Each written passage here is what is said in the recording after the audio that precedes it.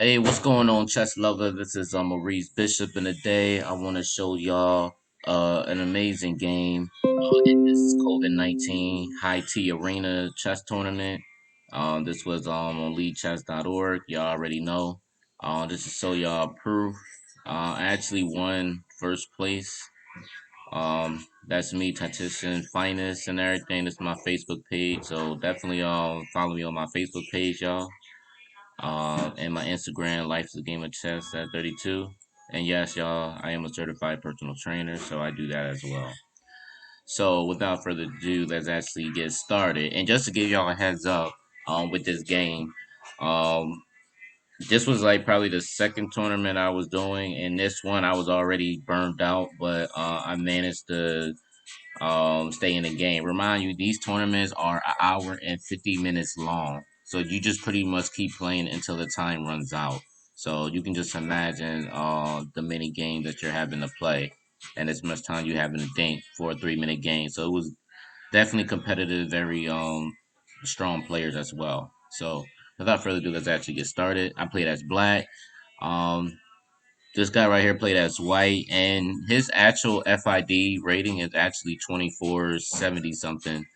Um, I looked him up and everything. He's actually from China. Very strong player and everything. In this game, I kind of missed some things, but you'll see. D4 is played E5. This is what I played the Dutch Gambit. I love to play it. D captures E5, D6. E captures D6, Bishop captures D6, and he goes E4. So I immediately go Queen E7, already hitting the pawn on E4. Remind you, there's always another order when people play some other gambit with the bishop still on F8 and then the queen on E7 and then go Queen B4. But I do it a little bit different. I do it with the Queen E7 with the bishop on the outside. So Bishop D3, I go Knight C6, just developing as fast as possible. He goes Knight E2. Um, I've seen it before, but not too many times. Usually a lot of people go F4. After this after the knight E2, they usually castle and then go F4. So I've seen that a lot. But because it is F4, it does leave a lot of weaknesses on the dark squares and everything. So, but we'll show y'all. I go knight F6, already hitting the pawn on E4. My opponent goes bishop D2. Now I could have took this pawn and everything. But I didn't. I had already pre-moved bishop G4, which is what I did. Um, I just pre-moved that one. He goes knight C3, and I castle queenside. I'm pretty much happy.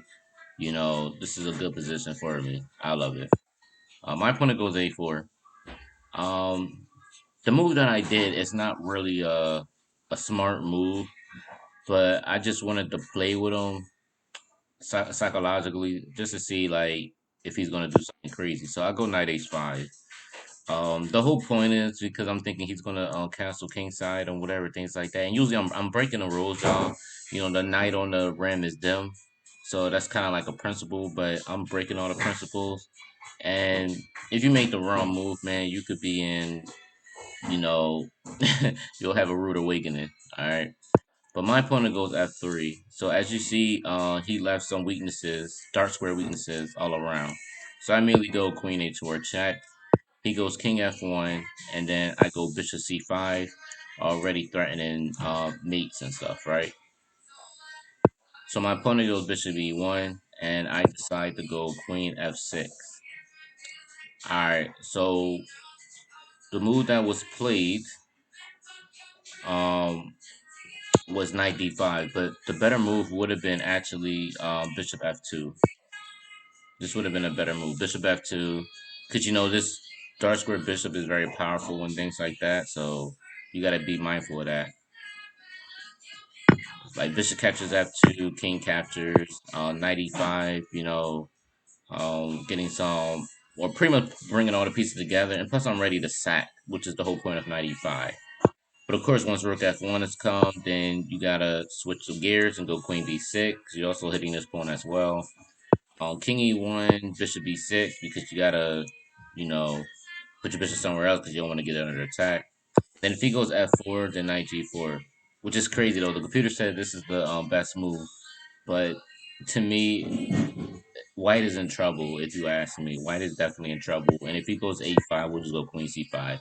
We don't want to take this pawn because of rook b1. You're giving him a b file, and he could potentially have some counterplay against your queen side. So you don't want to give him any type of counterplay. He's all cramped up. We already threatened knight e3, forking the queen and the rook. So this is very good for black. So look, y'all, I'm gonna let y'all figure this out. And this is a move. I ain't afraid to say, y'all. Like I said, I ain't gonna make no excuses for myself. But like I said, I was already burned out from the first tournament, and then me playing this tournament, I just pretty much missed the move. So if y'all could figure out the best move for black, what would be that move? What would be the move? Give y'all 5 seconds to think about it.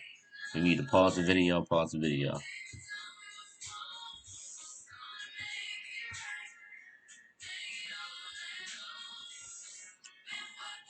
All right, y'all. If y'all saw this move, this is the correct move. Definitely the correct move to play. He can't come here because this is mate.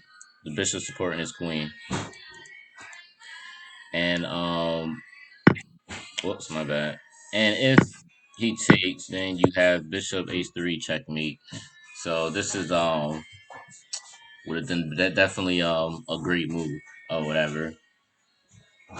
But I think I was so burned out from the prior tournament, man. And like I said, you gotta really have, and this is the reason why I'm constantly playing this tournament because I'm trying to strengthen my mind to last long, to have more fatigue, and that's why I'm like drinking more water. I'm, trying to get more in shape. So you got to keep your body strong. Your body ain't strong, man. You won't be able to um play as long or focus or concentrate as much as you want to, and you start getting tunnel vision. So your body gotta be right, man. You definitely wanna get in shape, drink a lot of water, eat right, and things like that. So um, I definitely had a little tunnel vision, which is why I missed this move. But the move that I did play, I played rook catchers d5. The reason why I played rook catches d5 because when he did this, I still could have played queen catches f3 check, and I just managed playing bishop catches f3. I didn't even think of queen catches f3 at the time, which is crazy. And any other times, like this stuff that I would see, but you know, you know, had a dumb moment for real. I played bishop catches f3.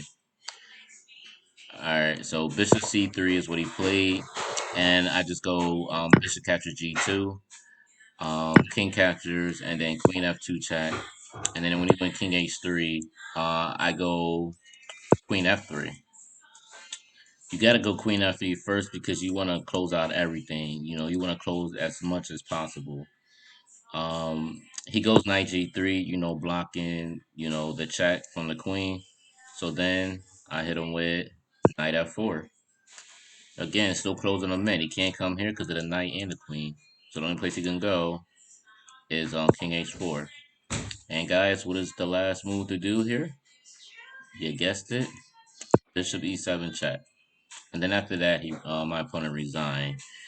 He resigned because after this move, bishop f6, bishop captures f6 is checkmate. So that's how I got him in checkmate. But yes, but next time y'all, cause and I ain't gonna lie, I did pre-move this rook catcher d5 thing instead of looking for the best move.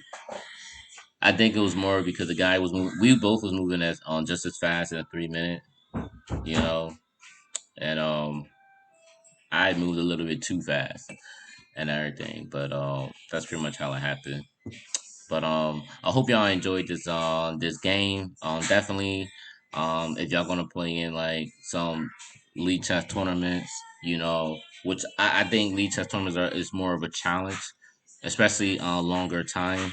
When you're playing an hour and 45 minutes, till everything is all over. I think that's the best way to build your focus and your concentration. So I think that's the best way to go. And these are the reason why I keep playing these tournaments, just to gain my focus. Since I've been playing these tournaments, I've been winning like second place. I think I won second place like three straight times. And then for this one today, I finally won first place. And then I played a tournament after that, and I didn't really do so. I think I was so burned out, so I wound up getting fifth place and everything. So I was actually 2 points away from third or whatever. At least I would have been in the top three, but yeah, I was so burned out, man. I just, I didn't get it this time. But definitely, y'all. Hope y'all enjoy, and also don't forget to subscribe. All right, y'all. Peace.